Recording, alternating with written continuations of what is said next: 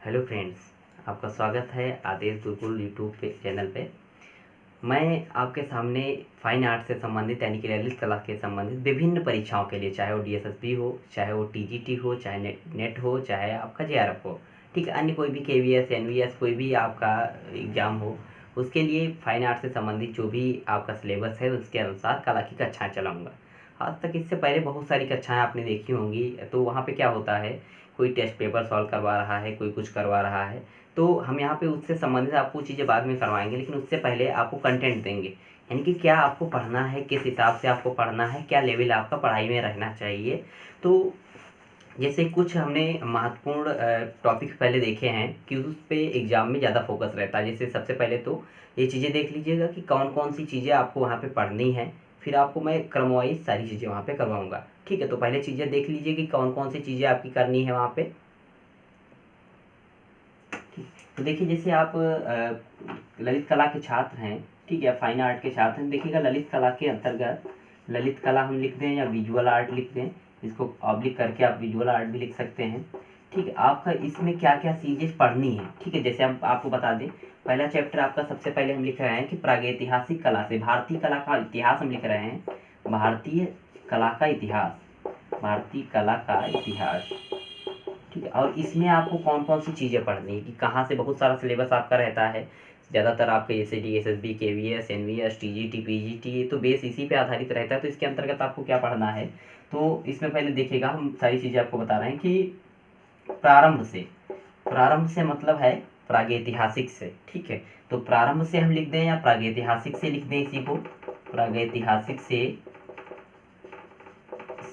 आधुनिक काल तक, आधुनिक तक, ठीक। इसमें आपकी सारी शैलियाँ आ जाएंगी, जो भी जैसे हम स्टार्टिंग कर रहे हैं कि प्रागैतिहासिक काल हो गया, प्रागैतिहासिक के बाद सिंधु सभ्यता हो गया, सिंधु के बाद जोगी महाराज, फिर सारी गुफाएं, आपके जो भी धर्म है, फिर मध्यकाल, मध्यकाल में पाल और अभ्रंश शैलियाँ, उसके बाद आपकी दक्षिणी, फिर आपकी दक्षिणी के बाद में आपकी मुगल राजस्थानी पहाड़ी, उसके दिन बाद आपकी जैसे कंपनी शैली है, या आपके जो भी ग्रुप आने लगते हैं। तो मॉडर्न तक आपका जो भी सिलेबस रहा है उस सारे सिलेबस को कवर करके चलना है, इसलिए हमने एक ही साथ आपका लिख दिया भारतीय कला का इतिहास। उसके पश्चात देखिएगा नेक्स्ट में क्या आता है, आप भारतीय स्थापत्य कला भी पढ़ेंगे। तो नेक्स्ट आपका है भारतीय मूर्ति कला एवं स्थापत्य कला, एवं स्थापत्य कला। इसके अंतर्गत भी आप वही चीज़ें पढ़ेंगे जैसे राजवंश हम बताते हैं आपको। तो राजवंश के अंतर्गत जो भी राजवंश हो, चाहे मौर्य हो, चाहे शुंग हो, चाहे काणु, कुषाण, गुप्त, प्रतिहार, चंदेल, चालुक्य, पल्लव, कोई भी राजवंश हो, उन सबका इतिहास जो भी है, जो उन्होंने मूर्ति कला के क्षेत्र में या स्थापत्य कला के क्षेत्र में जो भी निर्माण करा है, उन सबका वर्णन जो किया जाएगा वो इसके अंतर्गत किया जाएगा। नेक्स्ट जो रहता है आपका एक बहुत ही महत्वपूर्ण तथ्य है, रहता है फंडामेंटल, ठीक है। तो फंडामेंटल भी आपका महत्वपूर्ण रहेगा। फंडामेंटल में जैसे आपकी कला की बेसिक जानकारियाँ हैं, तो फंडामेंटल में जैसे आपको कला के तत्व कितने हैं, कला की परिभाषा क्या है, कला की परिभाषा किन विद्वानों ने दी थी, कला का वर्गीकरण किस प्रकार से किया जाएगा, कला के सिद्धांत कौन से हैं, संयोजन के सिद्धांत कौन से हैं, एवं विभिन्न चित्रण तकनीकियाँ जो भी हैं, ठीक, उन सब का वर्णन किया जाएगा। बहुत ही बेसिक रहेगा आपका।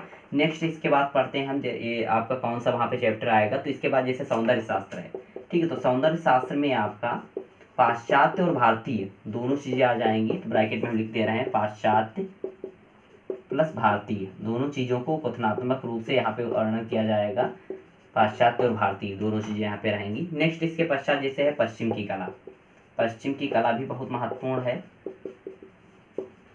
पश्चिम की कला में भी आधुनिक और प्राचीन दोनों आ जाएगा। नेक्स्ट आपका रहेगा ग्राफिक कला, बहुत ही मोस्ट चैप्टर है नेट के लिए, तो बहुत ही रामबाण समझ लीजिए कि ये चीज़ आपका नेट के लिए तो बिल्कुल बहुत ही इंपॉर्टेंट है। नेट जेआरएफ के लिए ग्राफिक कला बहुत ही मोस्ट है, बहुत ही मोस्ट रहेगा, ठीक है। उसके बाद जैसे आता है विज्ञापन या एडवर्टाइजिंग, इसी को कहते हैं विज्ञापन के बाद नेक्स्ट आपका क्या आता है, तो टाइपोग्राफी,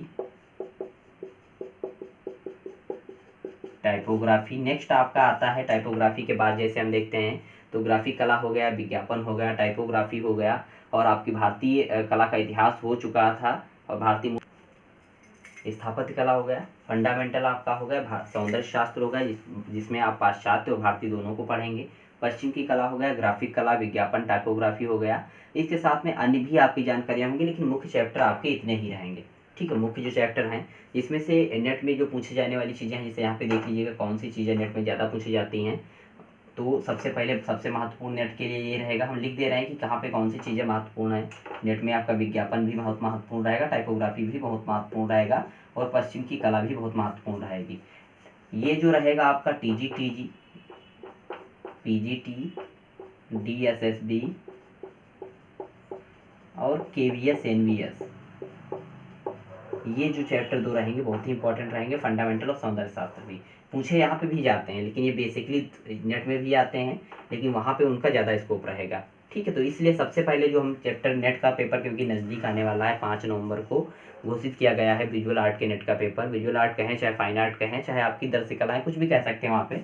तो 79 कोड जिस सब्जेक्ट का है उसका पेपर जो लगाया गया है वो 5 नवंबर को लगाया गया है। तो उससे संबंधित, क्योंकि यहाँ पे कुछ चैप्टर इतना जल्दी सारा तो नहीं कवर किया जा सकता है, लेकिन जो मोस्ट इंपॉर्टेंट चैप्टर आपके हैं उन सबको मैं कवर करते चल रहा हूँ। सबसे पहले जो मैं आपका चैप्टर चूज कर रहा हूँ वो ग्राफिक कला सबसे पहले मैं चूज कर रहा हूँ।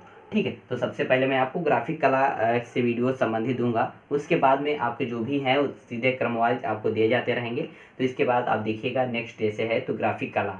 ठीक है, तो ग्राफिक कला के बारे में हमने आपको बताया कि ग्राफिक कला के बारे में, या छापा कला इसी को कह सकते हैं, ग्राफिक कला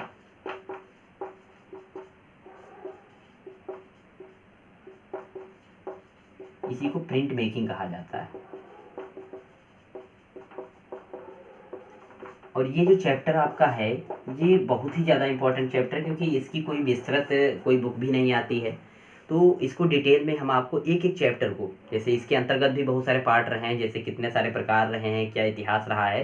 तो किसी भी चीज़ को जब हम पढ़ना स्टार्ट करते हैं, चाहे हम मानव को पढ़ें तो मानव कहाँ से उत्पत्ति हुई उसकी, मानव की, और उसके पश्चात मानव ने क्या क्या कार्य किए, उन सब चीज़ों के बारे में जानना आवश्यक, क्योंकि मानव की 3 मूलभूत आवश्यकताएं होती हैं हर किसी व्यक्ति की, रोटी, कपड़ा और मकान। जब ये तीनों चीज़ें कंप्लीट हो जाएंगी तभी आप किसी अन्य चीज़ की तरफ, मनोरंजन की तरफ जाएंगे। लेकिन जब तक ये 3 चीज़ें पूरी नहीं होती हैं, 3 आपकी मूलभूत आवश्यकताएं पूरी नहीं होती हैं, तब तक आपका मन उन्हीं चीज़ों में लगा रहेगा, आप अन्य चीज़ों में नहीं जा पाएंगे। ठीक है, इसीलिए प्रागैतिहासिक काल में क्या हुआ था, चाहे हम भारतीय की बात करें चाहे आपका वेस्टर्न की बात करें, प्रागैतिहासिक काल में क्या हुआ, जब मानव की उत्पत्ति हुई तो मानव ने क्या किया, सबसे पहले आखेट किया, यानी कि मूलभूत जो आवश्यकता थी वो भोजन था, तो उसने भोजन प्राप्त किया जानवरों का शिकार करके। उसके पश्चात उसने क्या किया, वस्त्र होते हैं, ठीक, तो उसने पत्तों की लपेट कर, ठीक है, जानवरों की खाल को लपेट कर इन सब से वस्त्र तैयार किए। उसके पश्चात उसने क्या किया, घरों में रहना स्टार्ट किया। तो घर तो उस समय नहीं थे, तो गुफाओं में रहता था, प्रकृति निर्मित जो भी गुफाएं थी। तो आगे चल करके जब ये काम जो था पूरा पाषाण काल, मध्य पाषाण काल तक चला, लेकिन नव पाषाण काल तक जो मानव था, प्रागैतिहासिक काल में मानव था, वो एकत्रित होकर एक साथ रहने लगा। तो वहाँ पे कुछ क्या हुआ, कलात्मक विचारधाराएं पनपी, तो वहीं से चित्रकला का प्रारंभ भी माना जाता है। ठीक है, वहीं से आपका हम छापा कला जो बताने जा रहे हैं, और ऐसे नहीं बता रहे हैं क्योंकि उसका रिलेटिव है, इसीलिए हम बता रहे हैं। जैसे प्राचीन काल में आपका कहा जाए कि मानव था, तो मानव क्या करता था, उसको अगर अपने भावों को व्यक्त करना है तो कहीं कहीं पे आपने देखा होगा, बहुत सारी गुफाएं पढ़ी हैं। जैसे वेस्टर्न में एक गरगास गुफा आती है, भारत में आपके होशंगाबाद क्षेत्र में कई सारी ऐसी गुफाएं रही हैं जिसमें हाथ के छापे मिले हैं। तो छापे जो रहे हैं वही तो प्रिंट मेकिंग का प्राचीन प्रकार रहा है। ठीक, इसीलिए वो सारी चीज़ें आपको बताई जा रही हैं। ठीक है, तो जैसे मानव क्या करता था, ठीक है, तो मानो क्या करता था वहाँ पे, जैसे आपको एक चीज़ बता दी जाए कि उसने हाथ के छापे छापे। तो क्या, जैसे हम हाथ के छापे, अपने ही हाथ के छापे बताएं तो 2 तरीके से हम छाप सकते हैं। या तो हम क्या कर रहे हैं कि कोई कलर यहाँ पे हम ले रहे हैं और उसको हम मुख से फूंक दे रहे हैं, तो क्या होगा, आप लोगों को ये चीज़ें यहाँ पे इस तरीके से बिल्कुल इफेक्ट मिलेगा कि कहीं भी आकृति के अंदर आपको नहीं मिलेगा, और इस तरीके से वहाँ पे आपको आकृति मिलेगी। तो क्या है, तब भी आपको हाथ का छापा दिख रहा है। अगर हम हाथ में कलर पूरा लगा लें यहाँ पे और कलर को हम यहाँ पे डिप कर दें, तब भी आपका बिल्कुल इफेक्ट वही आएगा, मतलब आएगा आपका हाथ का छापा ही, चाहे हम किसी भी तरीके से ले लें। तो 2 तरीके से हाथ के छापे लिए गए थे, एक तो पॉजिटिव होता है, दूसरा नेगेटिव होता है। ठीक है, तो सबसे पहले हमने इसीलिए सारी चीज़ें आपको बताई कि इतिहास कहाँ से प्रारंभ होता है छापा कला का। तो इसके सबसे पहले आप इतिहास के बारे में चलिएगा, तो सबसे पहले इसी के अंतर्गत हेडिंग डाल लीजिएगा, छापा कला या ग्राफिक कला का इतिहास। छापा कला का इतिहास। ठीक है, इतिहास कहाँ से आरंभ होता है छापा कला का, तो इसको देखिएगा। इसमें हम पॉइंट वाइज आपको सारे कराएंगे, आपको जो भी पॉइंट्स इसके अंतर्गत आते हैं। तो सबसे पहले देखिएगा, और छापा कला, एक चीज़ समझ लीजिएगा कि छापा कला उससे या प्रिंट मेकिंग तब तक नहीं कहा जाएगा, जैसे आपको बता दिया गया कि हमारी ये सतह है, हमने इस पर कोई चीज़ उत्कीर्ण कर ली। जैसे हमने कोई चित्र, किसी भी चित्र को उत्कीर्ण कर लिया, हमने माना ये हमने चित्र उत्कीर्ण कर लिया, तो ये छापा कला नहीं रहेगा। छापा कला ये तब होगा जब हम इसको किसी दूसरे कागज पे, इस पे हमने इंक लगाई, इंक लगा के इस दूसरे कागज पे हमने इसको छाप लिया, तो प्रिंट मेकिंग ये कहलाएगा, ना कि ये, क्योंकि ये प्लेट आपने तैयार की थी, आपने सतह तैयार की थी, आपने इसको प्रिंट नहीं किया, तब तो ये नहीं है, तब तो ये मूर्तिकला या अन्य सामग्रियों में जो भी आए मूर्तिकला के अंतर्गत आ सकता है। लेकिन आपने इस पे इंक लगाई, इंक लगा के आपने इस पे प्रिंट ले लिया, तब ये जो आएगा अब ये छापा कला है। ठीक है, तो इसका मतलब है कि आप छापा कला में किसी दूसरी सतह से किसी दूसरी सतह पे छापते हैं तो वो छापा कला है। तो देखिएगा इसके इतिहास के अंतर्गत कौन कौन से या कहाँ से आरंभ हुआ था या क्या क्या चीज़ें इसके अंतर्गत महत्वपूर्ण रही हैं। तो इसके अंतर्गत सबसे पहले लिखिएगा, पॉइंट पहला है आपका, छापा कला एक प्राचीनतम विधि है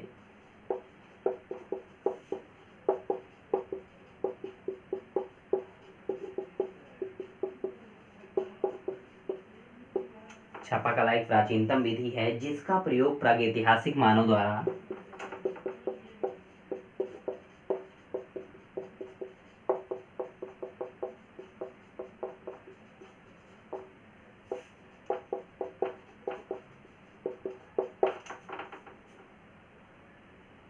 गुफाओं की दीवारों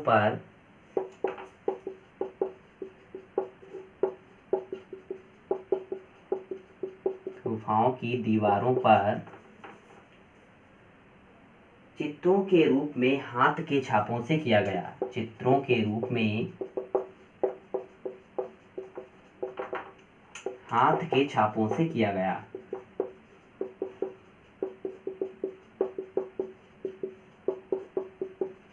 ठीक है, यही चीज हमने आपको भी बताई थी कि छापा कला का जैसे प्रारंभ हुआ कहाँ से हुआ है, तो प्रागैतिहासिक काल से ही माना गया है, क्योंकि प्राचीन काल में मानव क्या करता था, अन्य कोई सामग्री से तो छापता नहीं था, लेकिन हाथ के छापे उसने छापे। ठीक, कहीं कहीं पे कलर फूंक दिया तब भी आकृति आ गई, कहीं कहीं पे रंगों में हाथ डुबो करके उसने छापे हैं, तो दोनों प्रकार जो रहे हैं ये छापा कला के ही प्रकार रहेंगे। तो ये प्रागैतिहासिक काल से ही चलता आ रहा है। फिर आधुनिक काल में इसका थोड़ा सा विस्तृत स्वरूप हो गया, आगे कहीं पे लकड़ी के छापे मिले हैं, कहीं पे धातु की प्लेटों से मिला है, कहीं पे आधुनिक अब तो आपका लेजर प्रिंटिंग भी होता है, तो ये सब छापा कला के ही अंतर्गत आएगा, बस प्रकार थोड़ा सा बदल जाएंगे। ठीक है, तो अब देखिएगा इसके अंदर अगर कभी भी क्वेश्चन आ रहा है कि छापा कला का प्रारंभ कहाँ से माना जाता है, तो बेसिकली आपका क्वेश्चन क्या निकल के आएगा कि प्रागैतिहासिक काल से छापा कला का प्रारंभ माना जाता है, क्योंकि प्रागैतिहासिक काल में जो मानव था उसने हाथ के छापे छापे थे। तो नेक्स्ट पॉइंट देखिएगा कि नेक्स्ट पॉइंट कौन सा रहा है। फिर ये पूछा जा सकता है कि जैसे छापा कला प्राचीनतम कहाँ देखा गया था, तो छापा कला का सबसे प्राचीनतम प्रमाण, कला का सबसे प्राचीनतम प्रमाण चीन से प्राप्त होता है, चीन से प्राप्त होता है।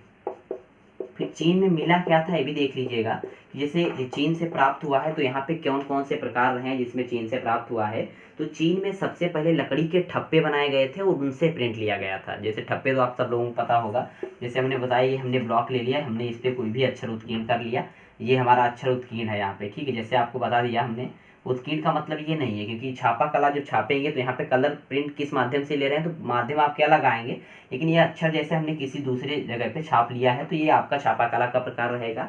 तो यही लकड़ी के ठप्पे रहे हैं वहाँ पे जो चाइना में छापे गए थे। तो देखिएगा कब चाइना में ठप्पे छापे गए थे या कब इसका विकास हुआ था, ये सारी चीजें आएंगी। तो पॉइंट लिखिएगा, सर्वप्रथम चीन में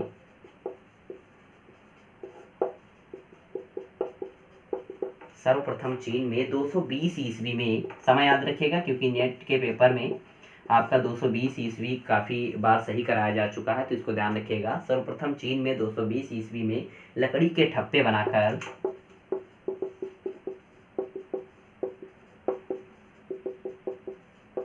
मुद्रण प्रारंभ किया गया, मुद्रण प्रारंभ किया गया, मुद्रण प्रारंभ किया गया। तो ये पूछा जा सकता है कि लकड़ी के ठप्पों द्वारा सर्वप्रथम मुद्रण कहाँ किया गया था, तो 220 ईस्वी में चीन में किया गया था। ठीक है, और लकड़ी के ठप्पे रहे, ये भी इंपॉर्टेंट रहेगा। नेक्स्ट पॉइंट देखिएगा, और यहीं पे चाइना में ही कागज की भी खोज हुई, तो लिखेगा चीन में ही 105 ईस्वी, समय याद रखिएगा 105 ईस्वी में तस आई लुन नामक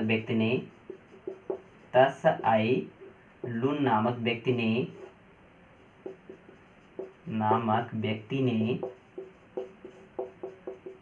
कागज की खोज की।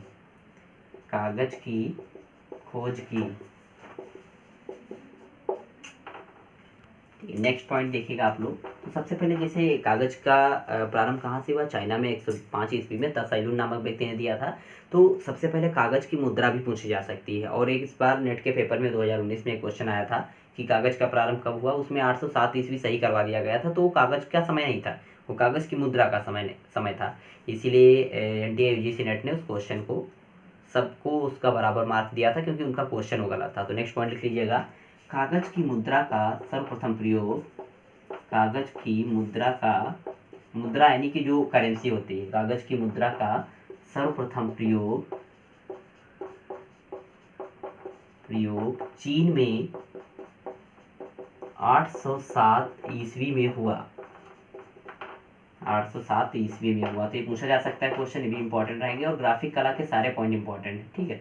तो आगे नेक्स्ट पॉइंट लिखिएगा कि और क्या प्रमाण हुआ। तो आपको बताया गया जैसे लकड़ी के ठप्पों द्वारा, ठीक है। तो जो लकड़ी के ठप्पों द्वारा जो चित्र बनते हैं उसमें उभार सतह द्वारा छापा जाता है, इसलिए वो रिलीफ प्रिंटिंग के ही अंतर्गत आता है या उभार सतह के अंतर्गत आता है।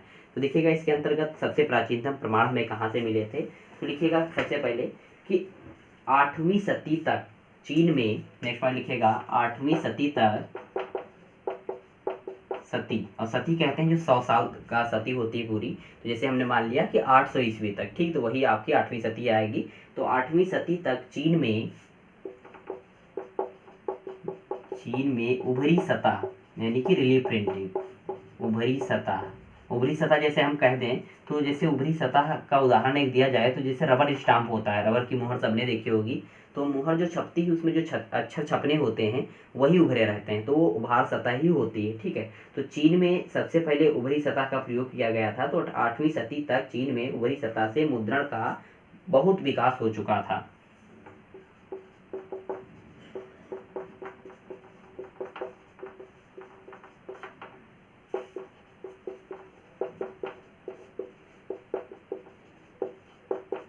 तो ये पूछा जा सकता है कि रिलीफ प्रिंटिंग का आविष्कार कहाँ हुआ या प्रारंभ कहाँ हुआ। तो चाइना में ही हुआ था इसका प्रारंभ, और 8वीं सदी तक इसका काफ़ी विकास हो चुका था। तो नेक्स्ट पॉइंट लिखिएगा, ठीक है। और इसका श्रेष्ठ उदाहरण क्या रहा है, तो इसी पॉइंट के साथ में आप ऐड कर सकते हैं जिसका श्रेष्ठ उदाहरण, ठीक है, जिसका श्रेष्ठ उदाहरण यानी कि इस विधा का सबसे श्रेष्ठ उदाहरण, जिसका श्रेष्ठ उदाहरण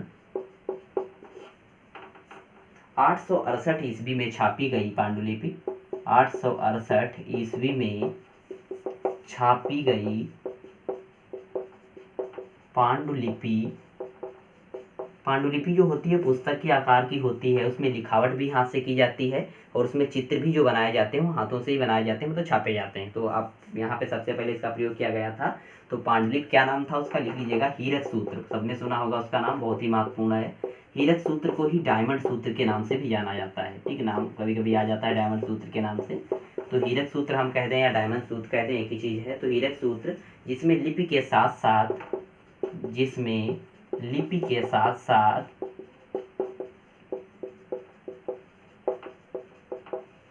चित्र भी छापे गए, ठीक है। तो नेक्स्ट देखिएगा, क्योंकि इसमें जैसे लिपि के साथ साथ चित्र भी छापे गए, ये भी महत्वपूर्ण रहेगा। समय काल जरूर याद रखिएगा, 868 ईस्वी समय रहेगा। क्या नाम था, सबसे श्रेष्ठ उदाहरण भी रहा है और प्राचीनतम पांडुलिपि के रूप में भी प्रसिद्ध रहा है। तो आगे देखिएगा कि हीरक सूत्र जो रही है किस लिए प्रसिद्ध रही। तो लिखिएगा नेक्स्ट पॉइंट कि हीरक सूत्र वर्तमान में विद्यमान, हीरक सूत्र वर्तमान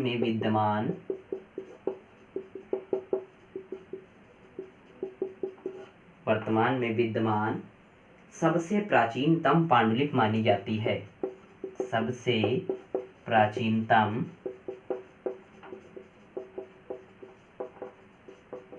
पांडुलिपि मानी जाती है। इसीलिए महत्वपूर्ण भी रहा है, क्वेश्चन भी आता है कि सबसे प्राचीनतम पांडुलिपि मानी जाती है। तो हीरक सूत्र मुद्रण द्वारा, मतलब ये सिर्फ मुद्रित रूप में आएगी तो भी हीरक सूत्र प्रमुख रहेगी।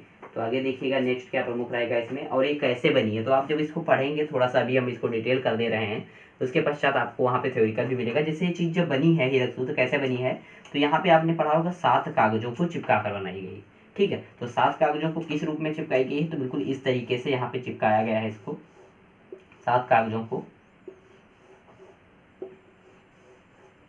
हमने मान लिया कि ये 7 कागज हैं आपके, 1 2 3 4 5 6 और 7। ये 7 कागज हो गए। तो डिटेल लिखने से बेटर है कि आप इस तरीके से इसको लिख लीजिएगा और साथ में ग्राफ बनाते हुए चलिए, तो क्योंकि ग्राफ की सहायता से आप ग्राफिक को थोड़ा सा ईजी कर सकते हैं। तो ये जो बनी हुई है हीरक सूत्र, तो कितने कागजों की सहायता से बनाई गई है, तो 7 कागजों को एक गोल लपेटे हुए कागज के रूप में बनाई गई। माप क्या रही है, तो इसकी लंबाई की माप क्या है, तो इसकी माप जो रही है वो 16 फीट रही है, 16 फीट, ठीक है। और इसकी चौड़ाई की माप क्या है, तो इसकी जो माप रही है 12 इंच रही है, ठीक है। तो ये कभी भी लिख के आता है 16 फीट 12 इंच, और कितने कागजों को चिपका कर बनाई गई है, तो लिखेगा पॉइंट के नीचे 7 कागजों को चिपका कर, 7 कागजों को चिपका कर गोल लपेटे हुए कागज के रूप में, गोल लपेटे हुए कागज के रूप में। ये जो कलाकृति रही है, 7 कागज को बिल्कुल रोल के रूप में लपेट दिया गया है।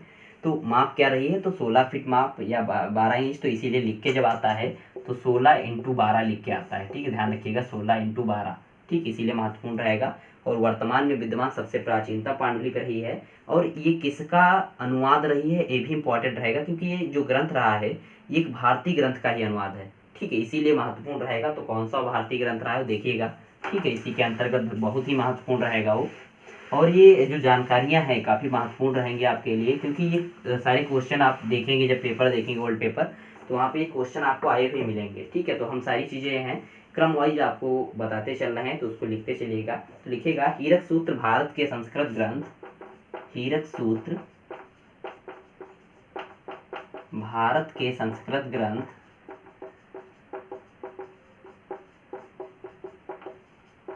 संस्कृत भाषा का ग्रंथ रहा है काफी महत्वपूर्ण। तो भारत के संस्कृत ग्रंथ वज्र छेदत प्रज्ञा पारमिता, नाम याद रखिएगा, वज्र छेदत प्रज्ञा पारमिता, ठीक है, नाम जरूर ध्यान रखिएगा इसका। वज्र छेदत प्रज्ञा पारमिता का चीनी भाषा में अनुवाद है, का चीनी भाषा में, का चीनी भाषा में अनुवाद है, ठीक है, इसका चीनी भाषा में अनुवाद किया गया। पहले से ग्रंथ जो था ये संस्कृत भाषा में था, लेकिन बाद में इसका चीनी भाषा में अनुवाद किया गया था, तो इसीलिए काफ़ी महत्वपूर्ण रहेगा वो। आगे देखिएगा नेक्स्ट पॉइंट क्या महत्वपूर्ण वहाँ पे रहेगा, ठीक है। तो ये जो वज्र छेदक था इसकी रचना किसने की थी, ये भी महत्वपूर्ण रहेगा। तो लिखेगा इसे, इसे का मतलब है इस ग्रंथ को, तो इसे अर्ध भारतीय और अर्ध तुर्की, अर्ध भारतीय मतलब आधे भारतीय और आधे तुर्की, मतलब जन्म कहीं और हुआ गा, निवास कहीं और इन्होंने किया है, तो अर्ध भारतीय और अर्ध तुर्की, और अर्ध तुर्की क्या नाम था, तो बोध कुमार जीव, बोध कुमार जीव, अर्ध तुर्की व अर्ध भारतीय बोध कुमार जीव ने 402 ईस्वी में लिखा था, ने 402 ईस्वी में लिखा था।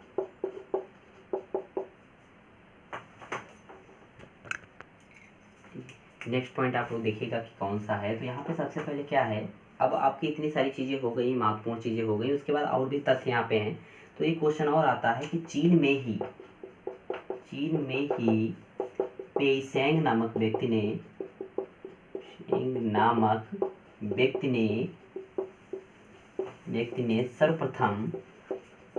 सर्वप्रथम मिट्टी के चल टाइप यानी कि मूवेबल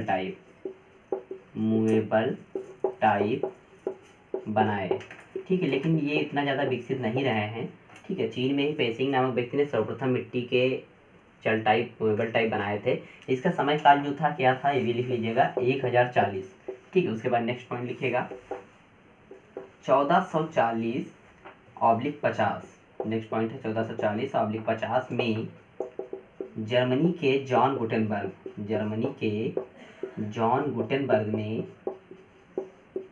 गुटेनबर्ग ने सर्वप्रथम धातु के मूवेबल टाइप ब्रैकेट में लिख लीजिएगा मेटल मूवेबल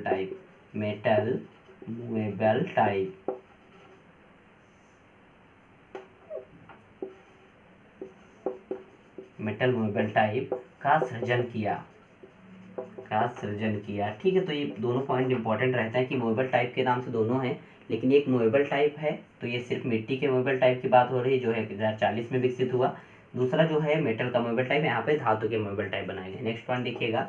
फिर उसके पश्चात जैसे भारत में एक प्रिंटिंग प्रेस लगी थी, उसका वर्णन काफ़ी किया जाता है, तो लिखिएगा भारत में सर्वप्रथम ईसाई मिशनरियों, भारत में सर्वप्रथम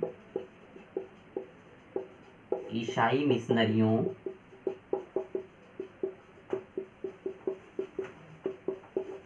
और ईसाई मिशनरी कहते हैं किसको है, भी ध्यान रखिएगा, तो पुर्तगालियों को कहते हैं। जो पुर्तगाली होती है उनको कहा जाता है, पुर्तगाल से जो भी निवास करते थे तो उनको पुर्तगालियों को ही ईसाई मिशनरी कहा जाता था। द्वारा गोवा में स्थान जो याद रखिएगा और समय भी याद रखिएगा।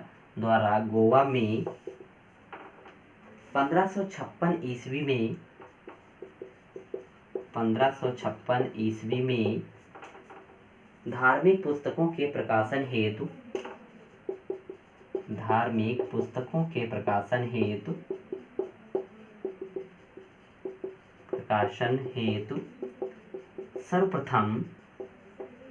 सर्वप्रथम प्रिंटिंग प्रेस की स्थापना की गई।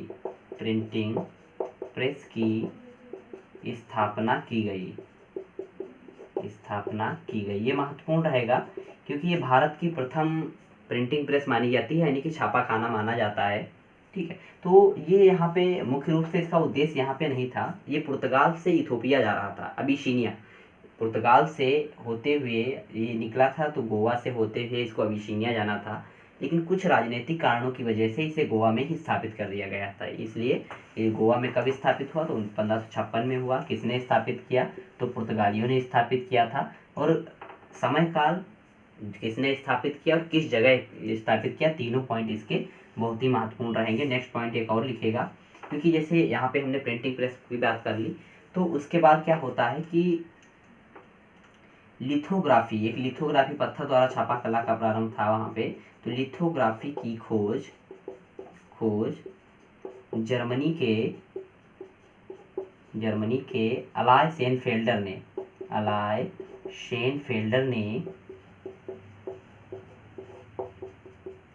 सर्वप्रथम 1798 ईस्वी में की। 1798 ईस्वी में की। ठीक, 1798 ईस्वी में इन्होंने लिथोग्राफी की खोज की थी। तो कब की थी और किसने की थी और कहाँ पे की थी। ठीक है, तो जर्मनी में इन्होंने की थी सबसे पहले लिथोग्राफी की खोज, ये भी इम्पोर्टेंट रहेगा। तो ये जो लिथोग्राफी की हमने बात की, ये वर्ल्ड की पहले लिथोग्राफी प्रेस थी, या प्रेस की बात नहीं करके थी, क्योंकि सबसे पहले यहाँ पे पत्थर द्वारा छापा किसने प्राप्त किया, तो जर्मनी के बावेरिया नगर में एक व्यक्ति था लाइसेनफेल्डर, उसने सर्वप्रथम 1798 ईस्वी में पत्थर द्वारा छापा कला का प्रारंभ किया। उसका नाम दिया गया था लिथोग्राफ। ठीक है, इसका नामकरण किसने किया, क्यों किया, ये सारी चीज़ें आपको जब अंडर में प्रोसेस, क्योंकि प्रोसेस के अंडर में ग्राफिक कला के में आएगा ये, तो वहाँ पे आपको सारा डिटेल में बताया जाएगा।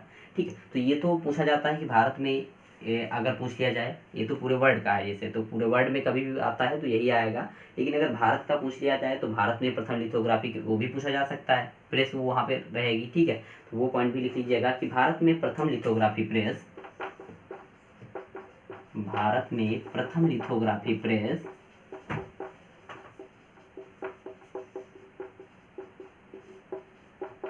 प्रथम लिथोग्राफी प्रेस 1822 ईस्वी में कलकत्ता में लगी। ठीक है, तो स्थान भी महत्वपूर्ण रहेगा, कब लगी ये भी महत्वपूर्ण रहेगा। ये भारत की पहली लिथोग्राफी प्रेस है। ठीक है, वो जो थी वो भारत विश्व में सबसे पहले उसकी खोज ही की गई थी लिथोग्राफी की, जो जर्मनी में लाइसेनफेल्डर ने की थी, इसलिए महत्वपूर्ण हो रहेगा। और ये जब प्रेस लगी थी भारत में, कलकत्ता में लगी, तो इसमें तकनीशियन भी थे। तकनीशियन क्योंकि बिना तकनीशियन के यहाँ पे कार्य कैसे होता, तो लिखिएगा इसके तकनीशियन बेलेनोस व जी संवधानक थे। इसके तकनीशियन बेलेनोस व जी संवधानक थे। ठीक है, ये तो थी लिथोग्राफी से संबंधित बात कि भारत की पहले लिथोग्राफी कौन सी रही है, या विश्व की सबसे पहली लिथोग्राफी विश्व में कहाँ से खोज रही, तो उससे संबंधित रहेंगे। तो ये तो लगभग आपका छापा कला का जो भी इतिहास था, ये लगभग आपका कंप्लीट हो चुका है। ठीक है। उसके बाद ये तथ्य महत्वपूर्ण रहता है कि क्या प्रोसेस कौन कौन से हैं, क्योंकि ये इतिहास तो आपको हर जगह भी मिलेगा। आप टाइपोग्राफी पढ़ेंगे उसमें भी आपको ये सारा इतिहास मिलेगा, आप विज्ञापन पढ़ेंगे उसमें भी सारा इतिहास मिलेगा, या अन्य भी चीज़ें आपके अन्य जो सिलेबस है हर जगह पे मिलेंगे। लेकिन हम मुख्य रूप से बात कर रहे थे छापा कला की। तो छापा कला के कितने प्रकार रहे हैं, वह मुख्य रूप से कौन कौन से प्रकार आपके पूछे जाते हैं। तो अगर हम वर्गीकरण करें कि छापा कला का जैसे वर्गीकरण कर रहे हैं, तो सबसे पहले वहाँ पे विभिन्न जो जिन सतह से, क्योंकि आपको बताया गया है पहले कि दूसरी सतह पर चित्र को उत्कीर्ण करके दूसरी सतह पर छापना वही छापा कला होता है। तो छापा कला को कितने भागों में बांटा जा सकता है, ठीक है। तो हेडिंग डाल लीजिएगा कि मुख्यतः छापा कला को कितने पार्टों में बांटा गया है। तो हेडिंग सबसे पहले बात लीजिएगा कि छापा कला का वर्गीकरण, छापा कला का वर्गीकरण या प्रिंट मेकिंग का जब वर्गीकरण किया जाता है तो कौन कौन से प्रकार उसके अंतर्गत आते हैं। तो सबसे पहले देखिएगा, सबसे पहले प्रकार हम आपको बता रहे हैं, फिर उसके अंतर्गत कौन कौन से प्रकार आएंगे वो सारी चीज़ें आएंगी, ठीक है। तो ये जैसे हम वर्गीकरण आपको बता रहे हैं यहाँ पे, ठीक है। तो सबसे पहले जैसे क्या होता है, सबसे पहले जब विकास हुआ था प्राचीन काल में, क्या विकास हुआ था, तो यहाँ पे आपको उन सबकी डिटेल ना दे करके सारा पहले वर्गीकरण यहाँ पे करवा देंगे। बाकी आपको नेक्स्ट वीडियो में इनका एक एक पार्ट का डिटेल आपको अच्छे से करवाया जाएगा, ठीक है। तो इसलिए नेक्स्ट वीडियो का आप लोग वेट करिएगा।